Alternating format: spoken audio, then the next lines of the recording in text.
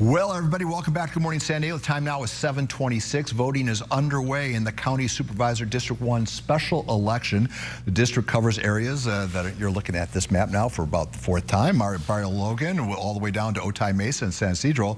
It's a big area. 7 candidates are vying for that empty seat vacated by Nora Vargas, the former chair of the board.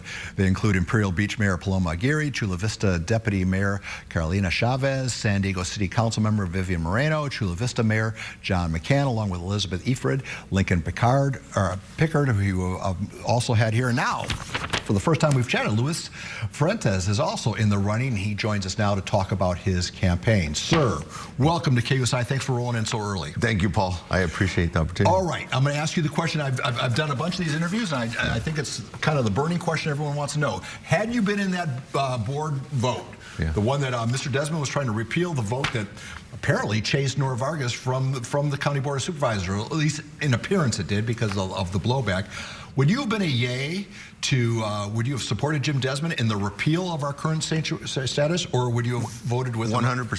100%. We need, that's a federal issue. We shouldn't get involved in that. We should get our congressmen and congressmen, whoever's in office, to talk about those issues and to deal with that. We do not have to spend taxpayer dollars on that issue in particular. So you would have been with Mr. Desmond? I would. And you would have changed the trajectory of it as it sits right now. Right. All right, sir. Tell people why they should vote for you for the District 1 seat. Well, I think there's an opportunity here to bring someone from the business side of things, bring that business perspective. I started my career in a nonprofit, but it was an economic development nonprofit. So the goal was always to create a better quality of life for people where I was living. I want to do the same thing in San Diego. I've been here over 10 years. My grandfather was born in Chula Vista, so I have family roots in Chula Vista, but I hadn't been involved. And I believe that I bring an experience that the other candidates may not have on the county government side of things. I've worked with a lot of counties across the U.S. as president of the U.S.-Mexico Border Counties Coalition. I've had that opportunity. I'm humbled by it because you're selected. You don't just raise your hand and say, I want to do it, and they say, all right, take the baton. People actually say, okay, is this person going to be able to take us to that next level and to give us a voice in the federal government or with state? And a lot of things are happening to us. Everybody knows the issues, right? They talk about homelessness, the sewer crisis, but what's being done? I mean, as politicians, sometimes you get into races and you talk about the things that are obvious to the residents, right? We're dealing with these things. But what's been done and what's the plan? So that's what I think I can bring, and I just want to give an opportunity to the residents to see who I am, what I've done. I list that on my website, but it's one thing to talk about it. It's really what you're going to do. You know, so many career politicians, government waste is so much in the news right now, and how our tax dollars are being wasted. And a lot of politicians are career politicians. They're not in the business of signing the front of a check. They have this endless stream of revenue, and how they spend it is willy-nilly. Why is your business background good for that particular issue?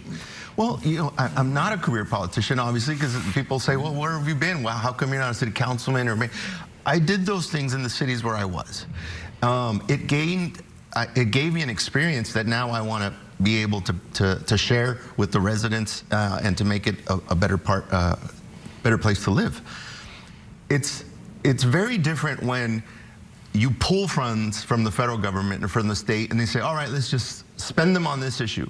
But to understand how to make it efficient and to actually bring that down to the services that you're providing and to actually make people accountable for those tax dollars. That's my biggest concern. That's why I got in the race, because I was standing by and I was watching everything that goes on. I mean, you have some board of supervisors who have a staff of 20 people, but yet you talk to the residents in these communities and they feel neglected. Go to Spring Valley, they feel like they've been neglected for years. So it's not it just happened. They've felt like that. Lincoln Acres, they feel like an island, like nobody's paying attention to them. So how are we bringing these tax dollars that they say we're spending millions and millions of dollars on services? Where's the impact? Fair enough. This is a very compressed race, and you're up against people with significant name recognition advantages. How do you break through the noise? And funding. And oh wow, that goes with the name recognition. You know, a lot of union money, obviously supporting specific candidates. Are you independently wealthy? How are you going to fund this? How are we? Because it's going to take a lot of dollars, and it's going to take a lot of visits like this to break through the noise. Yeah. Well, it's got to be a very grassroots. We're doing a lot of social media. We're reaching out to friends, neighbors, family that have been in the community that are affected by just the inaction of things. And so it's just getting the word out. I appreciate the opportunity to get to a bigger audience. The experience is there, and the intention is to help. I don't need to be a county board supervisor. I could just stay in my business and do well, and just kind of watch from the sidelines. But I feel the sense of responsibility and duty to help. To get whatever blessings I had in the experience and the people that I've met throughout my career, to take that and help the community where I live. Otherwise, why am I here? All right, well, as we wrap up this conversation, where can people find you if they want to find out more about your campaign, perhaps donate? It's easy, voteforfuentes.com. My profile is there, my vision for the District 1 is on the website. You can donate whatever you can, from $5, $1, all the way up. Voteforfuentes.com. You prefer those $50,000 checks, all right? 1,000 is the max, so there you go. All right, we're 50,000. All right, Mr. Fuentes, thanks for rolling in, and we appreciate you getting up early for us. Again, Mr. Fuentes is running against Imperial Beach Mayor Paloma Aguirre, Chula Vista Mayor, Deputy Mayor Carolina Chavez, City Council Member Vivian Moreno, Chula Vista Mayor John McCann, along with Elizabeth Efred and Lincoln Picard. That's a crowded field, and voting is already underway. We'll be right back with more Good Morning San Diego.